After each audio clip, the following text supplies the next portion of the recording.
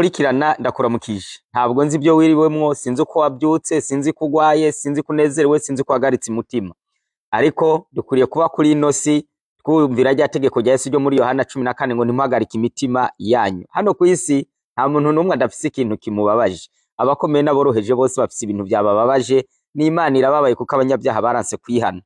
Aho ndahimutse ntabwo ari byo rero binzindukanye, ahubwo uno munsi turaganira ku ngaruka 11 mbi zo kudasinzira neza mw'ijoro ku muntu akuze amasaha 7 gushika ku masaha 8 mw'ijoro, ahubwo abantu bagashaka gukora ngo amasaha 28 kuri 28, abantu barare bagenda, abantu barare kuri internet, barare mu nkino. Ibyo bifise ingaruka ku magara y'abantu. Twagerageje rero kuvyegeranya mu gitabo citwa Votre santé sans risque n'icitwa Corset.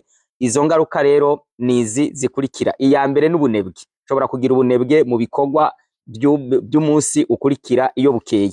Ikindi niyo ushobora gukora, niyo wakora ugabikora nabi, ugasanga ukora ibintu nabi. Ikindi naco binyarutsa gusaza vuba, cyo bitwa vieillissement précoce.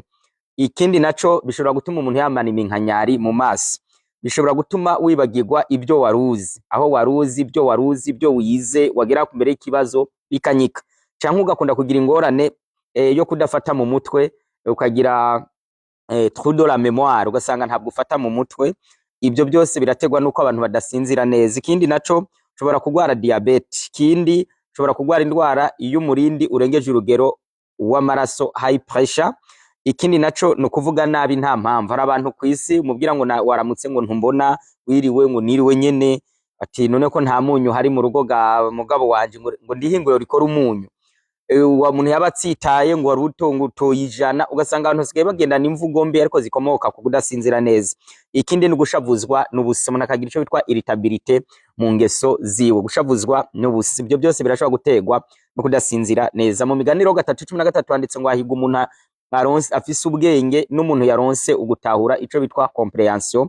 Mureke Imana iduhe gutahura, dushiraho gahunda zo gufungura kare, abana bacu baze bajya kare, abanyeshuri bacu baze bajya kare, bizotuma bana kompoza ibibazo neza, urugo rwubakikwe neza. Umugabo n'umugore iyo baganiye ntibaganira ibintu bimeze nk'amacumu, ahubwo baze baganira neza. Umuntu agusanze muri biro uvuge neza kuko usinzira, umuntu agusanze muri butike umwakire neza kuko uryama ugasinzira. Ubwonko bukunda itiro gusumba ibyo kurya.